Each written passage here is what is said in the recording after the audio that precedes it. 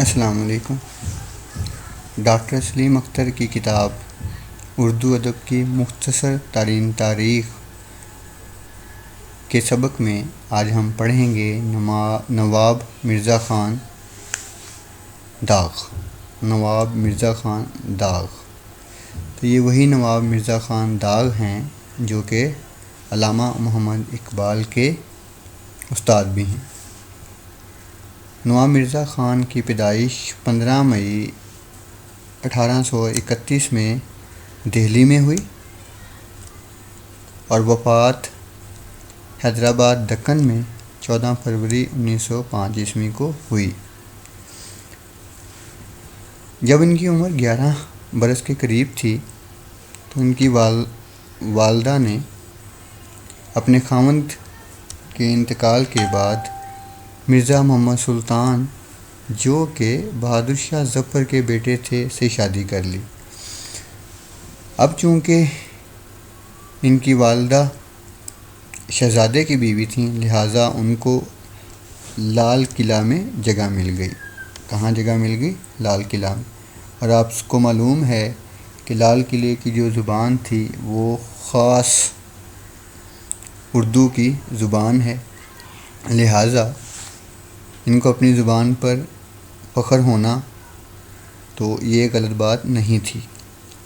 تو اپنے بارے میں لکھتے ہیں: غیروں کا اختراع و تصرف غلط ہے داغ، غیروں کا اختراع و تصرف غلط ہے داغ، اردو ہی ہے وہ، اردو ہی وہ نہیں جو ہماری زبان نہیں، اردو ہی وہ نہیں جو ہماری زبان نہیں۔ تو ان کے بقول جو اردو ان کے زبان سے نہیں نکلتی وہ اردو ہی نہیں ہے۔ ان کا ایک اور مشہور شعر ہے، وہ میں آپ کو سناتا ہوں: اردو ہے جس کا نام ہم کو جانتے ہیں داغ، سارے ہندوستان میں دوں اپنی زبان کی ہے۔ تو یہ کیوں کہتے تھے؟ کیونکہ انہوں نے لال قلعے میں پرورش پائی اور لال قلعے کی زبان اردو کی معیاری زبان تسلیم کی جاتی ہے۔ جی، دلی کی سلطنت اجڑنے کے بعد پہلے رامپور اور بعد ازاں حیدرآباد میں رہے۔ دلی اجڑنے کے بعد پہلے رامپور یہ وہی شہر ہے جہاں پہ مرزا غالب بھی گئے تھے، اور مرزا غالب نے رامپور کو دارالسرور قرار دیا تھا۔ کیا قرار دیا تھا؟ دارالسرور۔ تو یہ MCQs میں پوچھا جاتا ہے، دارالسرور۔ جی، تو الغرض ان کی تمام عمر فارغ البالی عیش و عشرت میں گزری۔ مومن کی طرح ان کا بھی کلکتہ کی ایک طوائف منی بائی حجاب سے بڑا زوردار عشق ہوا۔ مثنوی فریاد داغ اس کی یادگار ہے جو کہ انہوں نے اپنے اس عشقیہ قصے کی بابت لکھی۔ داغ دہلوی کے 4 دیوان چھپے ہیں جن کے نام یہ ہیں: گلزار داغ، آفتاب داغ، ماہتاب داغ، یادگار داغ۔ کتنے دیوان چھپے ہیں؟ 4۔ کتنے دیوان چھپے ہیں؟ 4۔ اور ایک مثنوی فریاد داغ جو کس کے عشق میں ہے؟ منی بائی حجاب۔ زمانے نے ان کی خوب قدر کی اور خط و کتابت کے ذریعے تمام ہندوستان سے غزلیں اصلاح کے لیے آتی تھیں۔ اقبال نے بھی اسی طرح غزلیں بغرض اصلاح روانہ کی تھیں۔ کس نے؟ علامہ اقبال نے۔ تو علامہ اقبال جن کو کیا کہا جاتا ہے؟ شاعر مشرق۔ کیا کہا جاتا ہے؟ شاعر مشرق۔ ان کا ایک اور نام بھی ہے، بتائیں؟ ان کا ایک اور کتاب بھی ہے، لسان العصر۔ کیا ہے؟ لسان العصر۔ تو علامہ اقبال کی اردو کی مشہور کتابیں کون سی ہیں؟ جی، بانگ درا سب سے پہلی ہے، بانگ درا، جو کہ کب شائع ہوئی؟ 1924 میں۔ ان کی دوسری کتاب ہے، بتائیے کون سی کتاب ہے؟ ضرب کلیم۔ کیا نام ہے؟ ضرب کلیم۔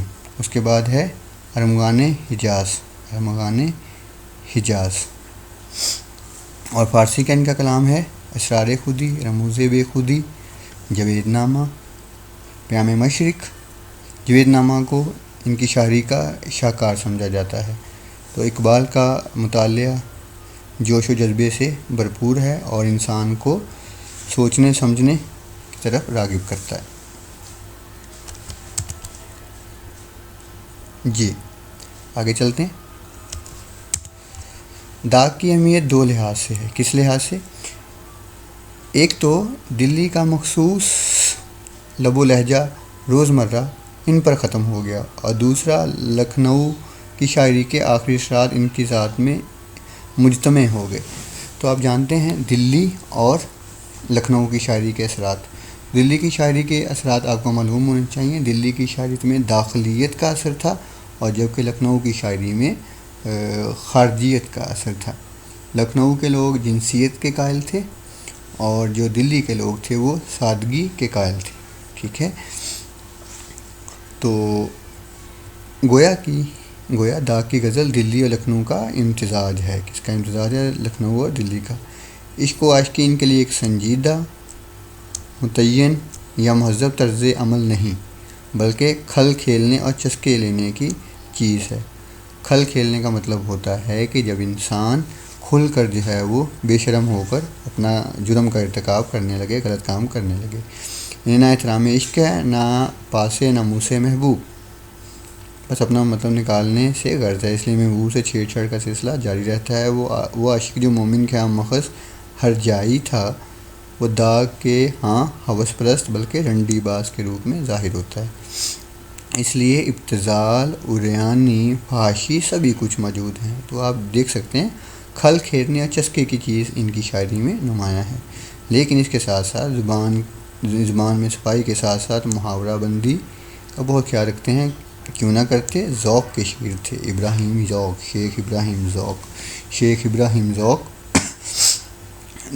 1789 کو یا 1790 کو پیدا ہوئے، اور جو مرزا داغ دہلوی تھے وہ ان کے شاگرد تھے۔ ان کے ایک اور بہت مشہور شاگرد ہیں، ان کا نام ہے مولانا محمد حسین آزاد۔ مولانا محمد حسین آزاد نے ہی ذوق کا دیوان مرتب کیا، اور انہی کی وجہ سے ان کی شاعری اور غزلیات محفوظ رہیں۔ 1857 جنگ آزادی کے بعد ان کا کلام وہی اپنے ساتھ لے گئے، باقی ان کا کلام جو ہے وہ 1857 کے ہنگاموں کی نظر ہو گیا۔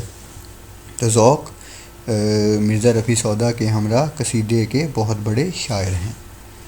میر نثار علی نے داغ دہلوی کی سوانح حیات سوانح عمری داغ کے نام سے شائع کی ہے۔ ان کے مطابق داغ شمس الدین والی اجروکا ضلع فیروزپور کے صاحبزادے اور نواب احمد بخش خاں کے پوتے تھے۔ استاد ذوق کے شاگرد تھے۔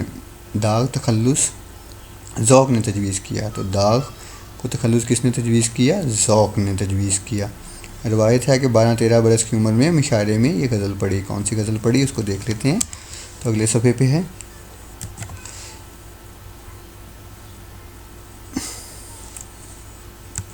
جی، رخ روشن کے آگے شمع رکھ کر وہ یہ کہتے ہیں، رخ روشن کے آگے شمع رکھ کر وہ یہ کہتے ہیں، ادھر جاتا ہے دیکھیں یا ادھر پروانہ آتا ہے۔ تو دیکھیں کتنا خوبصورت انداز ہے۔ یہ غزل بہت مقبول ہوئی اور شاعرانہ شہرت کے آغاز کا باعث بنی۔ اصل نام ابراہیم تھا، تو مرزا داغ دہلوی کا اصل نام کیا تھا؟ ابراہیم، یاد رکھنا ہے، اصل نام ابراہیم ہے، مگر القاب یوں ہیں: خان بہادر، بلبل ہندوستان، استاد ناظم یار جنگ، نواب مرزا خان صاحب، داغ امیر الدولہ، فصیح استاد، حضور بندگان عالی، آصف جاہ نظام دکن۔ ریاست حیدرآباد میں ان کا وظیفہ القاب کے مناسب ہی تھا۔ کتنی تنخواہ لیتے تھے؟ آغاز میں 450 روپے، اور بعد میں جو بڑھتے بڑھتے کہاں تک جا پہنچا؟ 1,500 ماہانہ۔ 1888 میں حیدرآباد دکن گئے تھے۔ کب گئے تھے؟ 1888 میں، اور 1891 میں دربار سے تعلق قائم ہوا۔ رنگ کلام، تو ان کا کلام جو ہے وہ آپ کی خدمت میں عرض ہے۔ شب وصل ضد میں بسر ہو گئی، شب وصل ملاقات کی رات کس میں بسر ہو گئی؟ ضد میں، لڑنے جھگڑنے میں۔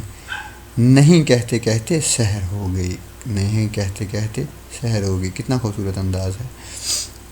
بوئیں تنتی ہیں بویں تنتی ہیں، خنجر ہاتھ میں ہے، تن کے بیٹھے ہیں۔ کسی سے آج بگڑی ہے جو یوں بن کے بیٹھے ہیں۔ سازیہ کینہ ساز کیا جانے، ناز والے نیاز کیا جانے۔ رنج کی جب گفتگو ہونے لگی، رنج کی جب گفتگو ہونے لگی، آپ سے تم سے تو ہونے لگی، آپ سے تم سے تو ہونے لگی۔ لیں جی، تو یہ کچھ باتیں ہیں جو کہ آپ نے مرزا داغ دہلی کے متعلق یاد رکھنی ہے۔ امتحانات، ٹیسٹ یا کہیں پہ بھی آپ سے پوچھ لیا جائے تو آپ ان کو اچھی طرح سے یاد رکھ لینا۔